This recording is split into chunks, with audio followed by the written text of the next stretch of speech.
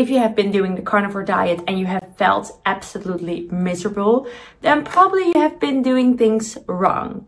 Let me tell you that you can actually feel unstoppable and thrive on the carnivore way of eating. Most people make actually simple mistakes, and today I will explain you and tell you how to reverse it and to feel amazing on the carnivore way of eating. If you're new to the carnivore way of eating, it basically entails that you're only consuming animal-based products. Products or foods that are coming from animals, such as eggs, meat, fish, and animal fats. It eliminates completely vegetables, grains, and legumes. This way of eating is for a lot of people very interesting because it reduces inflammation, it regulates blood sugar, it regulates hormones, and it promotes weight loss. It's based on the belief that animal products can provide all the nutrition that your body needs and that your body can completely thrive on without using all the different micronutrients from, for example, carbs. You probably might think that it's all about just eating steak all day, but today I will explain you that it's actually not, because there is so much more to it. Today we're going to dive deeper into key tips for success, avoiding common pitfalls, and how to feel amazing, not miserable. I have an example with some clients that I'm coaching, but also actually with my mother as well, that she tried the carnivore way of eating. And in the beginning, she says, I feel fatigue. I have sugar craving. This is not my diet, Louisa. This is horrible.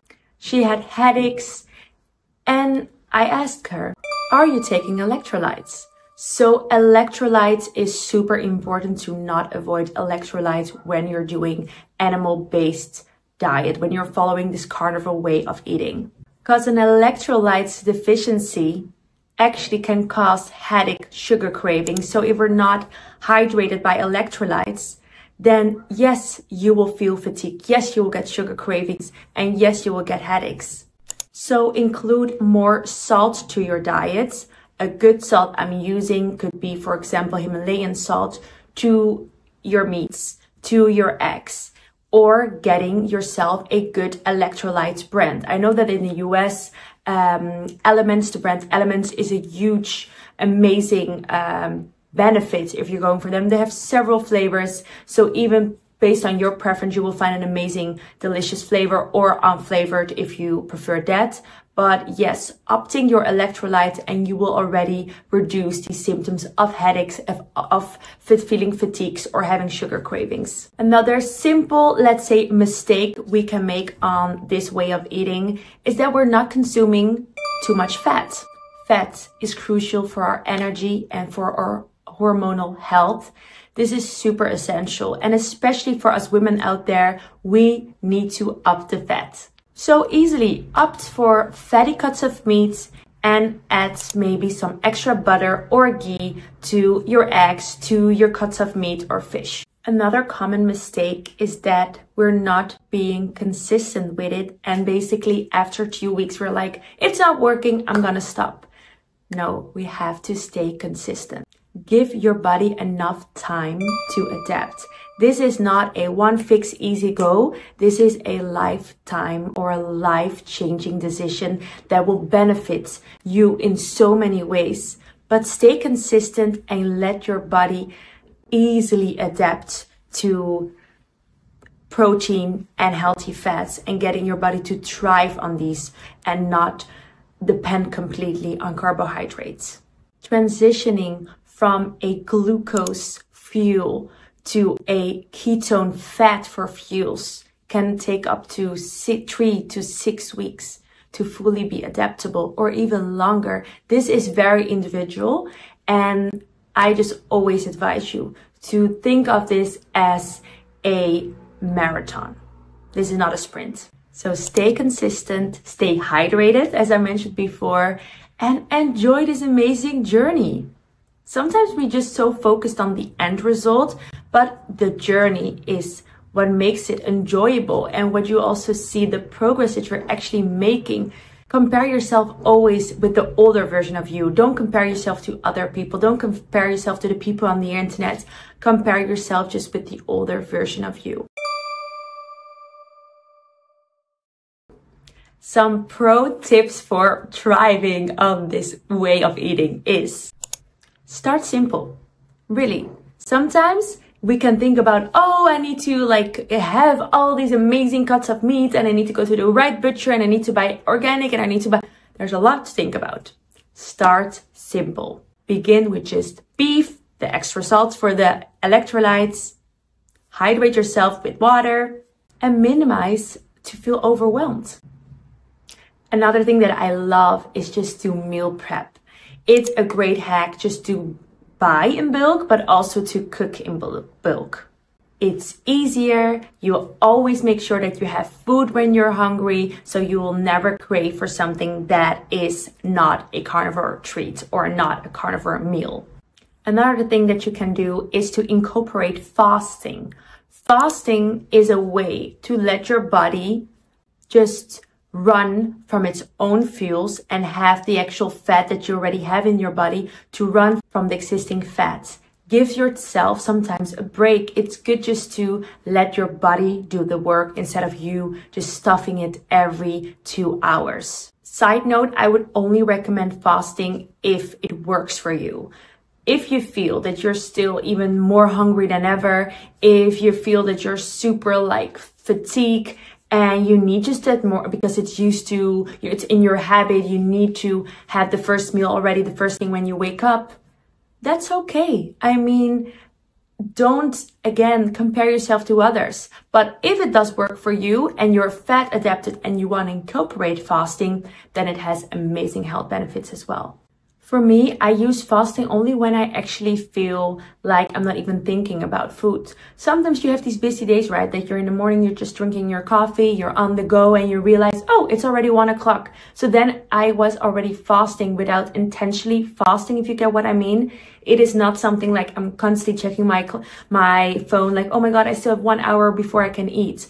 It goes natural. So I do not do it every day. It just happens sometimes a few times per week that I'm just doing it unconsciously. Another way to know that you're thriving on this way of eating is to actually track your progress. Not just looking on the scale, because sometimes the scale can even, rise up because you're actually gaining more protein and protein is heavier than the actual fat. No, track your progress by images. What is a great way is to 3 months before, take an image of yourself. You don't need to share this on social media. It's for yourself, so don't worry about it. Make a picture then, and 3 months later, check your body composition. This is more important than any number on the scale. Then pay attention to varied things from inside. How is your mood doing? How is your energy doing? Maybe even how is your libido doing? These things are amazing to track and you actually feel like, wow, I actually do feel more energized.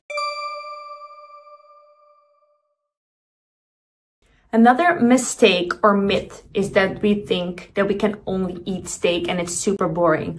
Well, actually there are so many cuts of different type of meats that you can eat. There are so many different recipes with eggs. By the way, I love on YouTube the steak and butter gal. Amazing recipes, easy recipes. You can Google them. Pinterest even has some recipes.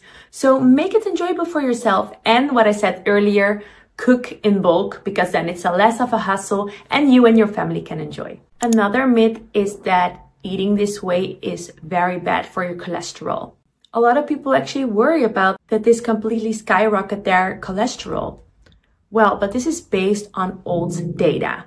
It's outdated information that completely was blaming saturated fat and cholesterol in food for heart disease.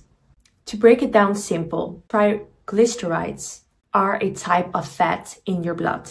And high level of this can be a risk for heart disease.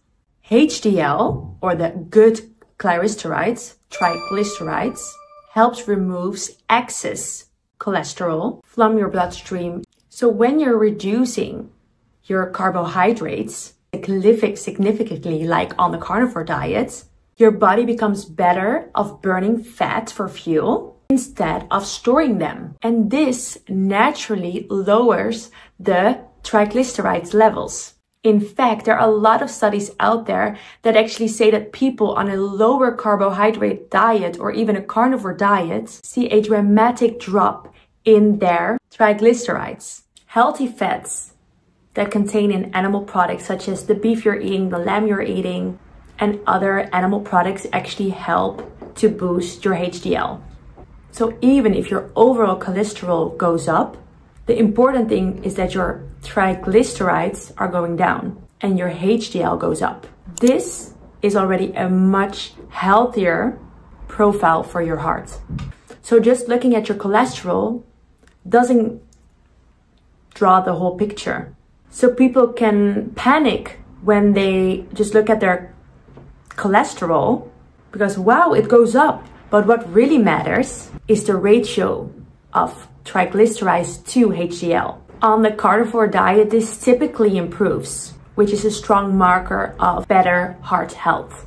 I would like to know what has been your biggest challenge on the carnivore diet. Drop them below in the comments. And if you need more guidance, and book a free consulting with me and we can discuss it further. Thank you so much for watching and I hope to see you in my next video.